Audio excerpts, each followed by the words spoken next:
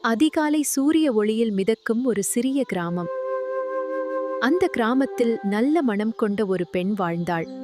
ஒவ்வொரு நாளும் போலவே மீனாட்சி அதிகாலையில் எழுந்து வயலில் வேலை செய்யச் செல்கிறாள்.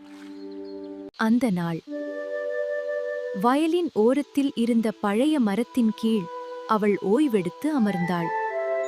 திடீரென்று மரத்திலிருந்து சாதாரண இலைகள் அல்ல, பொன்னாக மின்னும் இலைகள் கீழே விழத் தொடங்கின. மீனாட்சி அந்த இலைகளை நகரத்துக்கு கொண்டு சென்றாள். அதை பார்த்த வணிகர் ஆச்சரியத்தில் உறைந்தான். அன்பான குழந்தைகளே, இதை உங்களுக்காக வைத்திருக்கிறேன். மிக்க நன்றி அம்மா. அவள் பேராசை கொண்டவள் அல்ல, வழியில் பசியால் தவித்தவர்களுக்கு அவள் உதவினாள். மீனாட்சி தங்க இலைகளை தனக்காக வைத்துக் கொள்ளவில்லை, அவள் அதை கிராம மக்களுடன் பகிர்ந்தாள்.